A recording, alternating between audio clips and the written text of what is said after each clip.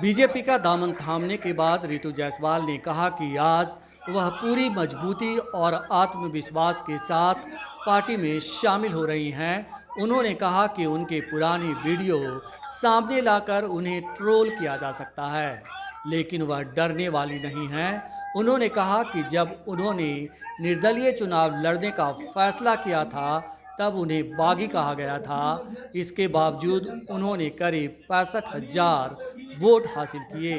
रितु जायसवाल ने कहा कि बीजेपी राष्ट्र हित की राजनीति करती है और देश से बढ़कर कुछ भी नहीं है।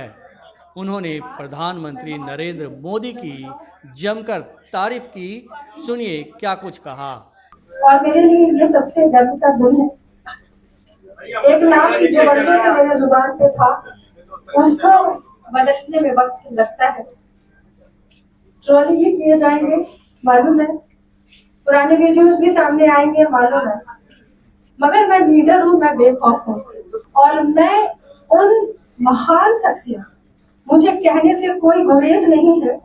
आप लोग कह सकते हैं कि जुआ बदलते देर नहीं लगती है, मगर उन बातों को नकारा नहीं जा सकता है जो सच्चाई है। जब मुझे निर्दलीय चुनाव लड़ने का मौका मिला, अब तक मैं एक धारा के साथ थी और एक धारा की ही बातें सुनती, समझती और देखती रही, और जो अंदर डाला गया वो मैं रिसीव करती रही। मगर मुझे जब मैं निर्दलीय चुनाव लड़ने का मुझे मौका मिला, लोगों ने कहा बागी है। हकीकत तो यह है कि बागी परिहार विधानसभा की एक जनता हो चुकी थी, क्योंकि उन्हें नेता के तौर पर रितु जायसवाल चाहिए था।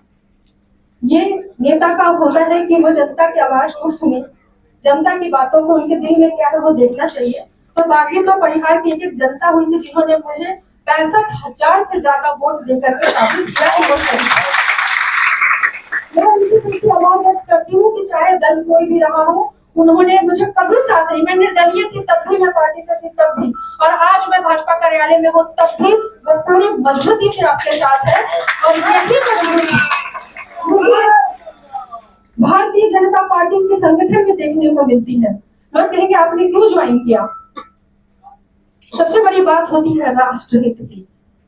जो व्यक्ति, जो पार्टी राष्ट्र को पहले रखे, क्योंकि राष्ट्र से ऊपर कुछ भी नहीं है। राष्ट्र की सुरक्षा, राष्ट्र की बात उससे बड़ा, और हमारे देश के प्रधानमंत्री जी सिर्फ राष्ट्र की बातें करते हैं, उन्हें सर्वोच्च उन्होंने राष्ट्र को रखा है। और उन्होंने रखा है अंत्योदय की बात करते हैं, अंतिम व्यक्ति तक कैसे लाभ पहुंचे, वो कैसे खुशहाल हो, वो तरफ भी देखने को मिल सकती है। जो हमारे केंद्र की योजना है, प्रधानमंत्री मोदी जी की योजना है, उसके तहत पहले